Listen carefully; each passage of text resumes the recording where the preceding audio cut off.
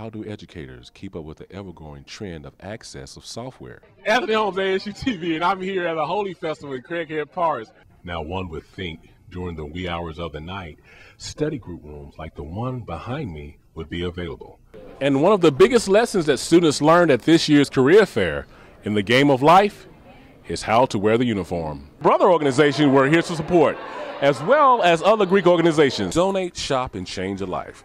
Seems the Goodwill is more than just reselling used goods. Now, even though most of the competitors, as well as the cold weather and rain, have moved out, you can still smell the memories of this year's Barbecue Fest. For ASU TV News, I'm Anthony Holmes. Another pleasant good afternoon to you, Jonesboro. Taking a look at your weather, but it's 93 here in Texas area. Tomorrow, as I told you, it's going to be higher. It's going to be 90 degrees, showing that it's much higher temperatures. And Kurt, as you can see behind me, the current conditions on top of the library. Now, healthcare has always been an important factor. About this saying, this is called a blood moon. Well, as we said before, it is flu season. This is Anthony's weird weather picture, and this is called a moon bow. With 66 and 59 for a low on Fridays, an Arkansas County Sheriff Deputy has been dismissed for lewd behavior. The Arkansas Medical Society has announced its opposition in a ballot item that would legalize medical use of marijuana in Arkansas. The Arkansas Higher Education Coordinating Board has approved a Doctor of Nursing practice degree for Arkansas State University, as well as the University of Arkansas for Medical Sciences. Students from several districts in Craighead County gathered downtown for the Out of the Dark student rally yesterday afternoon.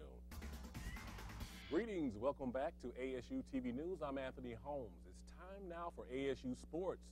I've enjoyed being off, but we're back and we have a lot to catch you up with ASU action. Let's take a quick look at action from last night's matchup against Monticello. The store has moved right across the street in the old Books of Milden location, next to Kroger. And I found that it's more than just a secondhand store. They have a mission.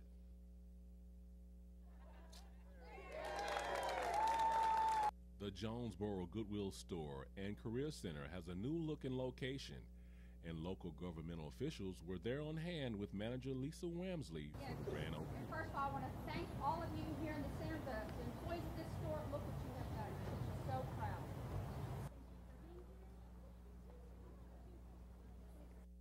Employees cheered as shoppers and donors filed in, taking advantage of deals and chances to give. What is not well known of the Goodwill Store is what its true mission is, as Stacy Krumruli and others explain. All of the donations that come to the Goodwill Store are sold, and the revenue from those sales go to create job training programs and career centers just like this one. So with the Career Center, we're going to be able to help a lot of people. Career Center, basically, what a consumer can do is come in, they can get job training, anything you need to learn how to get a job, how to dress, how to interview, anything it takes to get a job. And so, you know what, if you look on our back wall, what it says is donate, shop, change a life. And here's what it is. Donate, shop, and change a life. Seems the Goodwill is more than just reselling used goods. It looks like this reporter might find a suit to change up his style. For ASU TV News, I'm Anthony Holmes. In the days after the big day in the U.S. and the world, as President Barack Obama has been elected a second term, so how has social media played a part in the public's perception of politics? Last night's results are in, and President Barack Obama has been elected for another term as President of the United States. Living in a world of nonstop social media use raises the issue of free speech and expression on social media sites regarding the presidential election. We talked to students at ASU to get their reaction to the tons of tweets and cluster of comments. So it's like these social mediums can be used negatively, and some people are, but at the end of the day, young people are getting involved, and young people are, you know what I'm saying, standing behind what they believe. There's a whole lot of social media going on with people agreeing and disagreeing with the decision that was made. I think it's pretty. I think it's got its good and its bad. It's good because, you know, you can get it to anybody you want to. Like, with social networks, it makes the world smaller, so you can voice your opinions to people on any side of the country, in any part of the nation. But with that being said, posting certain things on social networks is detrimental to our generation. You're going to go religion and politics and keep it one way across the board. If you're not, then don't do it. If you're a supporter of a certain candidate, talk about the candidate. Don't talk about what this candidate is doing. Don't claim that this candidate is racist because, you know, this, and don't claim that, oh, Obama my N-word. No, don't say that. A lot of people have been blowing up about it, and people feed off each other without even looking up information about what they believe. They just like to.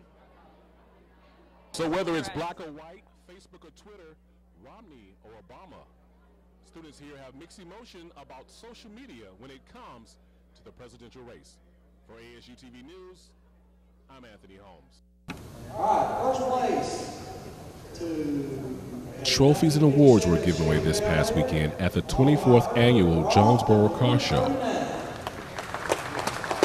But that was not the only goal of the show, as Chair Brad Baker explains. The goal of our show is to raise funds to help the sight and hearing impaired. Our Lions Club in several projects raises about $50,000, and we give every penny back to the community. It generates about $300,000 worth of revenue that benefits Jonesboro and the Northeast Arkansas community. Now, one of my favorite cars is the Corvette, and the Fast Glass Corvette Club came out in numbers. Club President Sergio Feber tells us just how many.